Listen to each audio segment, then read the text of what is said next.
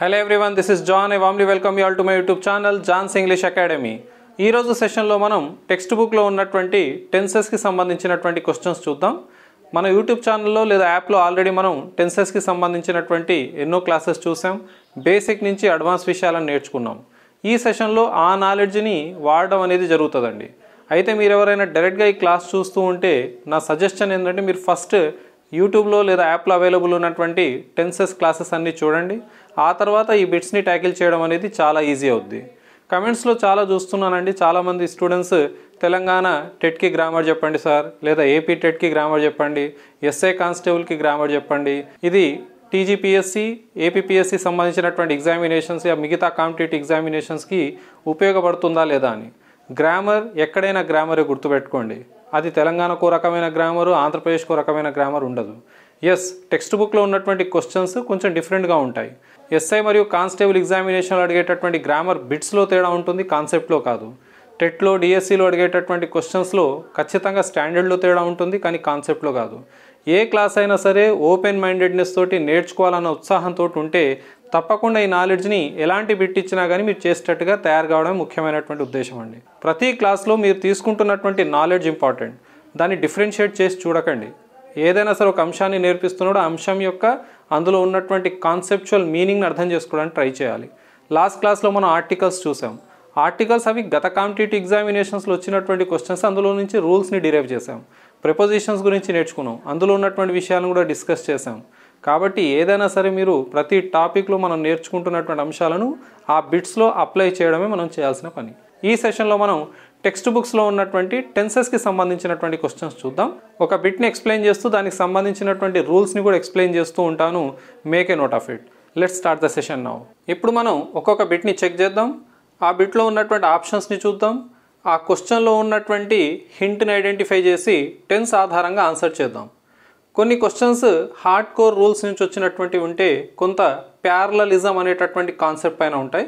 అసలు ఏంటి ప్యారలలిజం చూద్దాం. First question, it's high time she dash. మీకు గుర్తుందా? It's quite time, it's time, it's high టైమ్తో మనం ఏం రాయాలి? సింపుల్ పాస్ట్ అంటే V2 రాయాలి. ఇది ఒక బేసిక్ రూల్. సింపుల్ పాస్ట్లో మనం నేర్చుకున్నటువంటి ఇంపార్టెంట్ రూల్స్లో ఒకటి ఉండే, బేసికే కానీ important. It's time, it's high time, it's quite time, దీంతో మనం సింపుల్ పాస్ట్ టెన్స్ని వాడాలి. సో ఇక్కడ మనకు ఆల్రెడీ సబ్జెక్ట్ ఉంది. V2 ఎక్కడుందో వెతుకుదాం. Wakes up V1, wake up V1, woke up V2, had woken up, ఇందులో వోకెన్ అప్ V3. మనకు కావాల్సిన ఆన్సర్ ఎక్కడుంది? Woke up. So answer is C. It's time she woke up. దీని మీనింగ్ ఏంటి? ఈ టైంలోపే ఆమె నిద్ర లేవాల్సి ఉండే, ఇంకా లేవలేదు. It's time the bell rang. ఇది ఒకప్పటి 2008 డిఎస్సిలో వచ్చినటువంటి question. It's time, it's high time తెలంగాణలో ఎన్నో ఎగ్జామినేషన్స్లో వచ్చినటువంటి క్వశ్చన్స్లో ఒకటి. టెట్లో కూడా మనకు ఏపీకి సంబంధించినటువంటి టెట్ ఎగ్జామినేషన్లో కూడా ఇట్స్ టైం పైన క్వశ్చన్స్ వచ్చాయి. So it's time, it's high time, it's quite టైమ్తో సింపుల్ పాస్ రావాలి. Next, I dash Delhi last month. ఇందులో మన హింట్ ఏంటి? లాస్ట్ మంత్ అనేటటువంటి టైం అంటే ఇది గడిచినటువంటి టైం, పూర్తి అయినటువంటి టైం, పాస్ట్ టైం. ఇప్పుడు పాస్ట్ టైంతో మనకు రావాల్సినటువంటి టెన్స్ ఏంటి? లాస్ట్ మంత్, లాస్ట్ ఇయర్, లేదంటే వన్స్, ఎగో, ఎస్టర్డే. ఏదైనా గతానికి సంబంధించిన సంవత్సరం వచ్చినప్పుడు ఏం రాయాలని చెప్పాను మీకు నేను? సింపుల్ పాస్ట్ టెన్స్ రాయాలి. సో ఇక్కడ ఏం రావాలి మనకు? V2 రావాలి. సో ఇక్కడ ఏముంది? విజిట్ అనే V1 ఉంది, విజిట్స్ అనే V1 ఉంది, హ్యావ్ విజిటెడ్ అనేటటువంటి V3 ఉంది, విజిటెడ్ అనేటటువంటి V2 ఉంది. సో మనకు కావాల్సినటువంటి ఆన్సర్ ఎక్కడ ఉంది? Visited. Answer D. I visited Delhi last month. Sir నేను హ్యావ్ విజిటెడ్ రాయొచ్చా? సరే, విజిట్స్ ఈ రెండు ఏవైతే ఉన్నాయో V1లో ప్రెజెంట్ టెన్స్కి సంబంధించినవి, ఎలాగో లాస్ట్ మంత్ అనే పదంతో రాయలేము. కానీ హ్యావ్ విజిటెడ్ రాయొచ్చేమో అని నేను అనుకుంటున్నాను సార్. లేదండి, ఫినిష్డ్ టైం తోటి ప్రెజెంట్ పర్ఫెక్ట్ టెన్స్ని వాడొద్దు. తెలుసు కదా ప్రెజెంట్ పర్ఫెక్ట్ టెన్స్ స్ట్రక్చర్ ఏంటి? హ్యావ్ లేదా హ్యాస్ ప్లస్ V3. మీరు దీన్ని ఆన్సర్గా చేయాలంటే ఇక్కడ లాస్ట్ మంత్ కాదు, దిస్ మంత్ అని ఉండాలి. అప్పుడు మీ ఆన్సర్ సి పెట్టండి.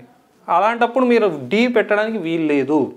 మీరు కేవలం సి హ్యావ్ విజిటెడ్ పెట్టవచ్చు. I have visited Delhi this month. This month అనేది ఒక అన్ఫినిష్డ్ టైం. ఈ నెల అయిపోలేదు, కానీ కొన్ని పనులు అయిపోయాయి. ఇలా ఒక టైం అయిపోలేదు, గడుస్తుంది, కానీ దాని లోపు పని అయిపోతుందని చెప్పడానికి మనం ప్రెజెంట్ పర్ఫెక్ట్ టెన్స్ని వాడాలి. దాన్నే అన్ఫినిష్డ్ టైంతో అంటాం. This month, this week, this year, this morning, this afternoon ఇలాంటి పదాలు వచ్చినాయి. అలాంటప్పుడు మీ మైండ్లో పెట్టుకోండి ప్రెజెంట్ పర్ఫెక్ట్ టెన్స్ని వాడొచ్చని. లాస్ట్ మంత్, లాస్ట్ ఇయర్ ఇదేంటి ఫినిష్డ్ టైం, అయిపోయింది. ఎస్టర్డే అయిపోయింది, ఓకేనా. దిస్ మంత్ కాలేదు, దిస్ వీక్ కాలేదు, లాస్ట్ వీక్ అయిపోయింది. Last week, last month, last ఇయర్తో V2 రాయండి. This week, this month, this ఇయర్తో హ్యావ్ లేదా హ్యాస్ ప్లస్ V3ని రాయండి. Done. Next, I wondered if I dash discuss my proposal with you. I wondered, okay, పాస్తో ఒక వాక్యం స్టార్ట్ అయింది. If I dash discuss my proposal with you. ఇప్పుడు మనకి ఇక్కడ ఇఫ్ క్లాజ్ అనేది కనబడుతుంది. సార్ ఇది ఇఫ్ క్లాజ్ 1ఆ 2ఆ 3ఆ ఏంటి సార్ అంటే ప్రతి చోట ఇఫ్ కనబడగానే దాన్ని ఇఫ్ క్లాజ్ క్వశ్చన్లోకి తీసుకోకండి. Okay, there are instances where if is used to indicate a condition. However ఇక్కడ I wondered if I dash discuss my proposal with you, ఇందులో ఫస్ట్ క్యాన్ ఉంది, మే ఉంది, కుడ్ ఉంది, విల్ ఉంది. ఒక్కొక్క ఆప్షన్ని పెట్టి చూద్దాం. I wondered if I can discuss my proposal with you. If I can, ఇక్కడ మీకు క్యాన్ పెట్టొచ్చా అని డౌట్ వచ్చింది అనుకోండి. వండర్డ్ ఏంటిది? V2. నేను క్లాస్ బిగినింగ్లో మీకు ఏం చెప్పాను, ఈ సెషన్లో మనం ప్యారలలిజం గురించి కూడా నేర్చుకుంటామని. ఒక విషయం గుర్తుపెట్టుకోండి, ఒక వాక్యం పాస్తో స్టార్ట్ అవుతే నెక్స్ట్ రాబోతున్నటువంటి వర్బ్స్ కూడా పాస్లోనే ఉండాలి. దీన్ని ప్యారలలిజం అంటారు. ఒకవేళ ఒక వాక్యం పాస్తో స్టార్ట్ అయితే రాబోయేటటువంటి వర్బ్స్ అన్నీ పాస్లోనే ఉండాలి. సార్ ఒకవేళ ప్రెజెంట్తో అయితే ఏందని మీ మైండ్లో డౌట్ వస్తుంది కదా. ఒకవేళ ప్రెజెంట్తో స్టార్ట్ అయితే రాబోయేటటువంటి వర్బ్స్ అన్నీ ప్రెజెంట్లో రావాలి, లేదా ఫ్యూచర్లో కూడా రావచ్చు. మళ్ళీ రిపీట్ చేయమంటారా? ఒక వాక్యం పాస్ట్ టెన్స్తో స్టార్ట్ అయితే రాబోతున్నటువంటి వర్బ్స్ అన్నీ పాస్ట్లోనే ఉండాలి. ఒక వాక్యం ప్రెజెంట్తో స్టార్ట్ అయితే రాబోయేటటువంటి వర్బ్స్ ఏవైతే ఉన్నాయో ప్రెజెంట్లో రావచ్చు, ఫ్యూచర్లో రావచ్చు. పాస్ట్తో పాస్టే వస్తుంది, పాస్ట్తో వేరే టెన్స్ రాకూడదు. ఈ విషయం మీ మైండ్లో పెట్టుకోండి. ఎక్సెప్షన్స్ ఉంటాయి, ఇది చాలా లోతుగా డిస్కస్ చేయాలి. ప్రస్తుతానికి మీ మైండ్లో ఈ విషయాలు గుర్తుపెట్టుకోండి, మనకి ఇది ఎగ్జామ్కి సరిపోతుంది. హవెవర్ ఇక్కడ క్యాన్ ప్రెజెంట్ని సూచిస్తుంది, మే ప్రెజెంట్ని సూచిస్తుంది, విల్ ఫ్యూచర్ని సూచిస్తుంది. పాస్ట్తో పాస్టే రావాలి. క్యాన్ యొక్క పాస్ట్ టెన్స్ రూపం ఏంటి? కుడ్. ఇవన్నీ మోడల్ వర్బ్సే. వీటికి రకరకాల యూసేజెస్ ఉన్నాయి. దానికి సంబంధించినటువంటి ఆల్రెడీ నేను యూట్యూబ్లో క్లాసెస్ చేస్తున్నాను, అవి చూడండి. ప్రస్తుతానికి క్యాన్, మే, విల్ ఏవైతే ఉన్నాయో ఇందులో క్యాన్, మే ప్రెజెంట్ని సూచిస్తే విల్ అనేది ఫ్యూచరిటీని సూచిస్తుంది. ఒకటే ఒక క్యాన్కి సంబంధించిన పాస్ట్ టెన్స్ రూపం ఉంది could. Could usages, May usages, will usages, can usages గురించి మాట్లాడలేను, ప్యారలలిజం గురించి మాట్లాడుతున్నాను. సో ఇక్కడ మన ఆన్సర్, ఇందులో మనకు ఒకే ఒక పాస్ట్ టెన్స్ రూపం ఉంది కుడ్. ఇది మన ఆన్సర్ అవుద్ది. ప్యారలలిజం క్వశ్చన్ గుర్తుపెట్టుకోండి. I wondered if I could discuss my proposal with you. దీని తర్వాత by the time I returned they dash asleep. By the time I return అంటే నేను బయటికి వెళ్ళి వచ్చేలోపే ఓ పని జరిగిపోయింది. మీకు గుర్తుందా? పాస్ట్ పర్ఫెక్ట్నెస్ నేర్పిస్తున్నప్పుడు గతంలో ఒక నిర్దిష్టమైన సమయం కంటే ముందే ఒక పని పూర్తయిందని చెప్పడానికి లేదా అలాంటి పనులను తెలపడానికి మనం పాస్ట్ పర్ఫెక్ట్నెస్ని వాడాలి. హ్యాడ్ ప్లస్ V3ని వాడాలి. ఇక్కడ బై తోటి ఒక సర్టెన్ టైం నాకు కనబడట్లేదు సార్, కానీ స్పెసిఫై చేయడం జరిగింది నేను రిటర్న్ అయ్యేలోపు కూడా ఒక టైమే కదా. సో ఒక పర్టికులర్ టైం కంటే ముందే ఒక పని అయిపోయింది, వాళ్ళు పడుకున్నారు. ఇక్కడ మనకు by the time I return అనేటటువంటిది పాస్ట్ పర్ఫెక్ట్ టెన్స్కి సంబంధించినటువంటి హింట్ని ఇస్తుందండి. ఎందుకంటే గతంలో ఒక నిర్దిష్టమైన సమయం కంటే ముందే. డన్. సో మన ఆన్సర్ ఇక్కడ ఎక్కడుందో చూద్దాం. ఫాల్ V1 అవసరం లేదు, ఫెల్ V2 పాస్ట్ కదా, V2 వాడొచ్చేమో సార్, కానీ ఒక పని ఒక సందర్భం లోపే అయిపోయింది, ఒక నిర్దిష్టమైన సమయం కంటే ముందే అయిపోయింది కాబట్టి ఇక్కడ V2 అవసరం లేదు. హ్యావ్ ఫాలన్ అస్సలే రాదు, ఎందుకంటే ఇక్కడ పాస్ట్ కనబడుతుంది, హ్యావ్లు హ్యాజ్లు ప్రెజెంట్తో వాడాలి. సో ఇది రానే రాదు. ఇక్కడ ఏం కనబడుతుంది చూడండి, had fallen, past perfect tense, had plus V3. By the time I return they had fallen asleep. మన ఆన్సర్ D. ఇక్కడ మన దీని ఆన్సర్ C అవుతుంది. ఓకే. ఫిఫ్త్ది, I asked you what the time dash. మీరు ఇప్పుడు ఈ క్లాస్ని కనుక సరిగా వినుంటే దీని ఆన్సర్ ఇవ్వండి చూద్దాం. ప్యారలలిజం ఆధారంగా ఇవ్వండి చూద్దాం. I asked you what the time dash. వేరే ఏ రూల్ అప్లై చేయకండి. ప్యారలలిజం. ఒక వాక్యం ఏ టెన్స్తో స్టార్ట్ అయింది, ప్రెజెంటా పాస్టా? చెప్పండి, ఇది ప్రెజెంట్తో స్టార్ట్ అయిందా పాస్ట్ తోట? పాస్ట్. కరెక్ట్. ఎక్కడుంది? ఆస్ట్. అవునా? ఇప్పుడు మీరు చెప్పండి, ఇది V2 అంటే పాస్ట్ టెన్స్. రాబోతున్నటువంటి వర్బ్స్ ప్రెజెంట్లో ఉండాలనా పాస్ట్లో ఉండాలనా? పాస్ట్. కరెక్ట్. సో ఇప్పుడు ఎక్కడ పాస్ట్ టెన్స్ ఉందో చూద్దామా? Is present, has present, have present, మిగిలిందేంటి? పాస్ట్ ఒకటే కదా, వాజ్. ఇది మీ answer. I asked you what the time was. నేను అడిగాను టైం ఎంత అయిందన్నప్పుడు. ఇలా మీరు ప్యారలలిజం ద్వారా ఎన్నో క్వశ్చన్స్ని, క్లోజ్ టెస్ట్ని, స్టాఫ్ సెలక్షన్ కమిషన్ ఇలాంటి క్వశ్చన్స్ ఎక్కువ వస్తూ ఉంటాయి. ఎలాంటి కాంపిటేటివ్ ఎగ్జామినేషన్ అయినా ప్యారలలిజం పైన క్వశ్చన్స్ వస్తూనే ఉన్నాయండి. సో ఇవి మొదటి 5. జస్ట్ ఆన్సర్ పెట్టడం 1 నిమిషం పని. కానీ ఒక్కొక్క క్వశ్చన్లో ఉన్నటువంటి కాన్సెప్ట్ని అర్థం చేసుకుంటే అది ఏ కాంపిటేటివ్ ఎగ్జామినేషన్ అయినా సరే మీరు క్రాక్ చేసేటట్టుగా ఉండాలి. డన్. దీని తర్వాత మిగతా 5 క్వశ్చన్స్ చూద్దాం. ఇప్పుడు 6th క్వశ్చన్ చూద్దాం. Find the గ్రామాటికలీ correct sentence. ఈ కింద ఉన్నటువంటి వాక్యాలలో కరెక్ట్ స్టేట్మెంట్ ఏంటో ఐడెంటిఫై చేయాలి. డూ, డస్, డిడ్ లేకుండా అసలు మన ఎగ్జామినేషన్ ఉండదు. దాని యొక్క ప్రాపర్ యూసేజ్ని మనం అర్థం చేసుకొని ఆన్సర్ చేయాల్సి ఉంటుంది. గుర్తుందా మీకు? డూ, డస్ ఏ టెన్స్లో వాడాలి? సింపుల్ ప్రెజెంట్ టెన్స్లో వాడాలి. డూ దేనికి వాడాలి? ఐ, వి, యూ, దేకి వాడాలి. I, we, you, they. దీనికి ఏం వాడుతున్నాం? డూ. హీ, షీ, ఇట్ ఏవైనా సింగులర్స్ వస్తే మనం వాడాల్సింది ఏంటిది? డస్. గుర్తుందా? అదే పాస్ట్ అయితే అన్నిటికీ డిడ్ వాడాలి. డిడ్ తర్వాత ఏమొస్తుంది? V1 రావాలని గుర్తుపెట్టుకోండి. అది సింపుల్ పాస్ట్కి సంబంధించి. I, we, you, they plurals అయితేనేమో డూ వాడుతున్నాం. హీ, షీ, ఇట్ ఏకవచనాలకు డస్ వాడతాం. డస్ వాడినప్పుడు V1 చివరన ఎస్ లేదా ఈఎస్ వాడకూడదు. ఈ విషయాలు ఈ స్టేజ్లో వచ్చినాక మీకు చెప్పనక్కర్లేదు, ఎందుకంటే ఆల్రెడీ మీరు టెన్సెస్ నేర్చుకొని ఉన్నారు. ఎవరైతే నేర్చుకోలేదో వాళ్ళకి చెప్పే విషయం ఏంటంటే ఫస్ట్ వెళ్ళండి, టెన్సెస్ వినండి, టెన్సెస్ క్లాసెస్లో నేర్చుకొని ఇక్కడికి రండి, క్లారిటీ ఉంటుంది. హవెవర్ ఇప్పుడు మీరు ఎంతవరకు నాలెడ్జ్ తీసుకువెళ్తే అంత బెటరే, సో దట్ మీకు తర్వాత ఆ క్లాసెస్ విన్నా ఒక ఐడియా వచ్చేస్తుంది. See, does the rainbow appears in the sky. ఇక్కడ క్వశ్చన్ మార్క్ ఉండాలి. Does the rainbow appears in the sky. Rainbow ఏకవచనం, రెయిన్బో ముందు దా ఉంది. గుర్తుందా ఆర్టికల్స్కి సంబంధించిన విషయం? మనం ఏదైనా యూనిక్ నౌన్స్ ముందు దా రాయాలి. సో రివిజన్ అవుతుందని చెప్తున్నాను. The rainbow. డస్ ఎందుకు వాడిస్తారంటే రెయిన్బో సింగులర్, ఏకవచనం కాబట్టి వాడినాం. సింగులర్స్కి ఏం వాడాలి? డస్ వాడాలి. ఇంతవరకు మిస్టేక్ లేదు. ఇక్కడ చూడండి, అపియర్స్ అని ఉంది. డస్ వాడినప్పుడు V1 చివరన ఎస్ లేదా ఎస్ వాడకూడదు. మిస్టేక్ ఉందా లేదా? ఏమని అనాలి? Does the rainbow appear in the sky అనేది కరెక్ట్ ఆన్సర్ అవుతుంది. సో మనకు కావాల్సింది గ్రామాటికలీ కరెక్ట్, కానీ ఇది రాంగ్. సో మనకు దీంతో పని లేదు. నెక్స్ట్ చూద్దాం. Does a cow gives us milk. Cow ఏకవచనం కాబట్టి ఏమొచ్చింది? డస్ వచ్చింది. ఏ కౌ ఎందుకు వచ్చింది? ఎనీ కౌని సూచిస్తుంది కాబట్టి. Does a cow gives us milk. So does అనేటటువంటిది కౌతో ఏకీభవిస్తుంది. ఇక్కడ V1 ఉంది, గుడ్. కానీ డస్ వచ్చినప్పుడు V1 చివరన ఎస్ లేదా ఎస్ ఉండకూడదు. Does a cow give us milk. Sir does the cow అనకూడదా? ద కౌ అంటే ఎంటైర్ కౌ జాతిని సూచిస్తుంది, గ్రూప్ని, సమూహాన్ని సూచిస్తుంది కదా, వాడొచ్చా? A cow, the cow both are correct, don't worry at all. A cow అంటే ఎనీ కౌ అవుద్ది, ద కౌ అంటే ఎంటైర్ ఎంటిటీని సూచిస్తుంది ఆఫ్ కౌస్. గుర్తుపెట్టుకోండి ఇది. ఓకే.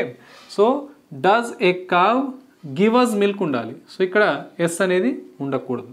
మనకు కావాల్సింది కరెక్ట్, కానీ ఇది కూడా రాంగే ఉంది. Don't he understand English. ఇక్కడ ఏం కనబడుతుంది? హీ. హీ ముందు ఏం కనబడుతుంది మీకు?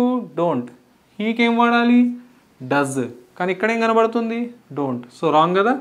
ఏముండాలి ఇక్కడ? డజంట్ ఉండాలి. Doesn't he understand English. ఇక్కడ ఎస్ లేదు, గుడ్, మంచిదే, కానీ బేసిక్గా ఇక్కడ మిస్టేక్ వచ్చేసింది కదా. సో ఇది కూడా రాంగే. మనకు కావాల్సింది కరెక్ట్. ఒక్క కరెక్ట్ స్టేట్మెంట్ మనకు ఈ కింద ఉన్నటువంటి వాక్యాల్లో కనబడలేదు. కాబట్టి మన ఆన్సర్ డి. ఒక్క ఆన్సర్ కూడా ఒక్క ఆప్షన్ కూడా కరెక్ట్గా లేదు అని ఆన్సర్ డిగా పెట్టాలి. Okay, next after Gurajada dash Tagore he wrote an article. గుర్తుందా? ఆఫ్టర్ తర్వాత పాస్ట్ పర్ఫెక్ట్, అవునా? బిఫోర్ తర్వాత సింపుల్ పాస్ట్. పాస్ట్ పర్ఫెక్ట్ అంటే స్ట్రక్చర్ ఏంటి? Had plus V3, simple past V2. Okay, so ఇప్పుడు స్ట్రక్చర్ తెలుసు కదా, కాంబినేషన్స్ నేర్చుకొని ఉన్నాం కదా ఆల్రెడీ. ఇక్కడ చూద్దామా?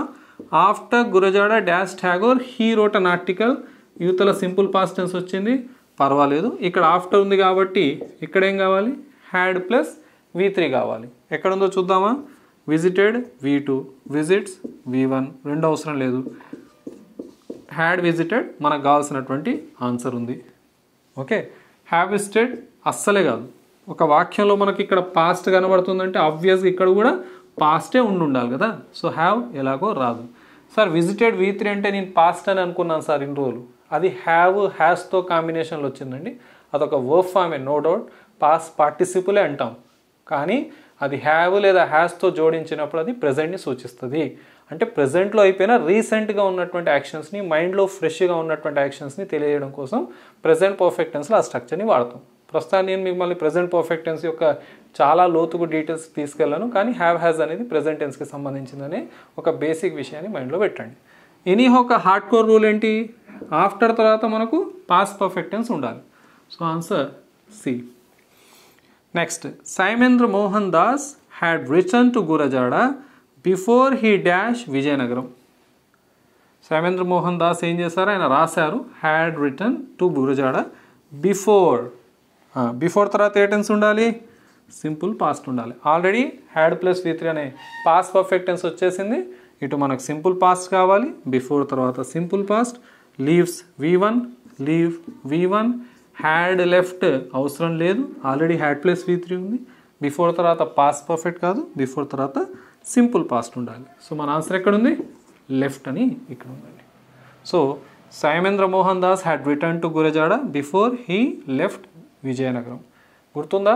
ఆఫ్టర్ వాడేటప్పుడు ఫస్ట్ జరిగిన పనిని ఆఫ్టర్తో పాస్ట్ పర్ఫెక్ట్తో సూచిస్తాం, తర్వాత జరిగిన పనిని మనం బిఫోర్తో సూచిస్తాం. After Gurajada had visited Tagore. Gurajada ఠాగోర్ని కలిసిన తర్వాతనే ఒక పని జరిగింది, he wrote an article. First ఏం జరిగింది? గురజాడ ఠాగోర్ని కలవడం జరిగింది. ఫస్ట్ జరిగిన పనిని పాస్ట్ పర్ఫెక్ట్లో చెప్పి తర్వాత జరిగిన పనిని V2లో చెప్పాలి. ఇది మీకు రివిజనేనండి. దీనికి సంబంధించిన లోతైన ఎక్స్ప్లెనేషన్ ఆల్రెడీ మన యూట్యూబ్లో యాప్లో అవైలబుల్గా ఉంది. డన్. అదే ఇక్కడ కూడా Saimendra Mohan Das had return to Gurajada. Saimendra Mohan Das గురజాడకు రాశారు, ఉత్తరం రాశారు బిఫోర్ హీ లెఫ్ట్ విజయనగరం. ఆయన విజయనగరం వెళ్ళక ముందే ఆయన ఉత్తరం రాస్తాడు. డన్. సో ఇవి 8 క్వశ్చన్స్. ఇంకొక 2 క్వశ్చన్స్ చూసేసి ఈ సెషన్ని కంక్లూడ్ చేద్దాం. ఇప్పుడు 9th క్వశ్చన్ చూద్దాం. Very important, very crucial question ఇది. అన్లెస్కి సంబంధించి జాగ్రత్తగా వినండి. ఓకే, ఏదైనా సరే ఒకరోజు మనం ఏం చేయాలంటే అప్డేట్ కావాల్సినటువంటి అవసరం వస్తుంది కొన్ని విషయాల్లో. అన్లెస్కి సంబంధించినటువంటి ఒక విషయాన్ని ఇక్కడ జాగ్రత్తగా అర్థం చేసుకుందాం. మీకు ఆల్రెడీ తెలుసు, అన్లెస్ అంటే ఇఫ్ ప్లస్ నాట్ని అన్లెస్ అంటారు. If plus not is equal to unless. ఇది కూడా గతంలో వచ్చినటువంటి క్వశ్చన్. అయితే అన్లెస్ని మీరు బాగా అర్థం చేసుకోవాలి అని అంటే అన్లెస్తో మీకు సింపుల్ ప్రజెంట్ వస్తుంది.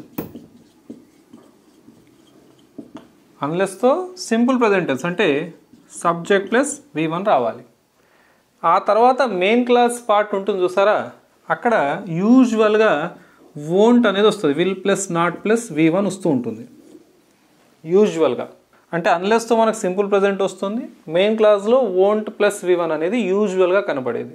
బేసిక్గా మీరు అన్లెస్ని అర్థం చేసుకోవాలంటే అన్లెస్తో సింపుల్ ప్రజెంట్ వచ్చి మెయిన్ క్లాస్లో నెగటివ్ వాక్యం అనేది కనబడుతుంది, లేదా అది నెగటివిటీని తెలిపేటట్టుగా ఉంటుంది. ఈ విషయాన్ని మీరు గమనించాలి. ఓకే, సో ఒక్కొక్క ఆప్షన్ని చూద్దాం. Unless the train gets the signal. Unless వచ్చింది, సింపుల్ ప్రజెంట్ టెన్స్ వచ్చింది, ఇంతవరకు ఇబ్బంది ఏం లేదు. మనకు గ్రామాటికల్గా కరెక్ట్ సెంటెన్స్ కావాలి. It won't move. ట్రైన్కి సిగ్నల్ అందనంత వరకు అది మూవ్ కాదు. ట్రైన్కి సిగ్నల్ అందనంత వరకు అది మూవ్ కాదు. Unless the train gets the signal it won't move. మనకు కావాల్సినటువంటి స్ట్రక్చర్ మ్యాచ్ అయిపోయి ఉంది. Next, unless you walk fast. Unless వచ్చింది, యూ అనే సబ్జెక్ట్ ఉంది, వాక్ V1 ఉంది, సింపుల్ ప్రెజెంట్ టెన్స్ ఉంది. డన్. లాస్ట్ క్లాస్లో అడ్జెక్టివ్ వర్సెస్ యాడ్వర్బ్ నేర్పించాను. Walk fast. ఫాస్ట్ ఏంటిది, అడ్జెక్టివా యాడ్వర్బా? ఇక్కడ క్లాస్ వినకుంటే వినండి ఒకసారి వెళ్ళి. యాడ్వర్బ్. ఓకే, ఒక వర్బ్ని డిఫైన్ చేస్తుంది కాబట్టి. సందర్భం వచ్చిందని చెప్పాను. మన కాన్సెప్ట్ ఇక్కడ పెడతాం. Unless you walk fast you can't catch the bus. So ఒక అడిషన్ ఏమి చేసుకోవచ్చు ఇక్కడ, వోంటే కాదు మనం కాంట్ కూడా పెట్టవచ్చు.